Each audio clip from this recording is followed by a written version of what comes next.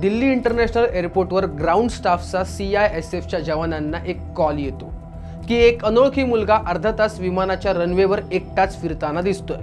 लगेचच CISFची टीम त्या ठिकाणी जाऊन त्या अनोळखी मुलाला पकडते।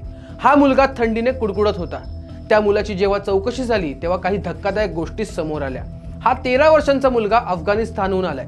त्याच्याकडे पासपोर्ट मागितलं तर त्याच्याकडे ना पासपोर्ट, ना तिकीट, ना कोणतीच कागदपत्र। मग हा मुलगा अफगाणिस्तानहून दिल्लीला आलाच कसा? तर यावर त्याने जे उत्तर दिलं ते ऐकून सगळ्यांच्या पायाखालची जमीनच सरकली। सकाळी 11:10 आसपास काबूलहून निघालेलं काम air flight RQ4401 Delhi international एअरपोर्टवर लँड झालं। तो त्या विमानातच होता, पण तो पॅसेंजर सीटवर बसून नाही तर विमानाच्या चाकाला लटकून आला होता, कारण त्याला इराणला पळून जायचं होतं आणि तो चुकून भारतात आला होता। पण आता प्रश्न असा की इतक्या धोकादायक प्रवासात तो जिवंत कसा पोहोचला आणि त्याचं अशा पद्धतीने पळून जायचं कारण काय होतं? त्यात तो अफगाणिस्तानच्या कुंदूज शहरातून आलेला, जे बरीच वर्ष युद्ध आणि अस्थिरतेचा सामना करणारं ठिकाण आहे।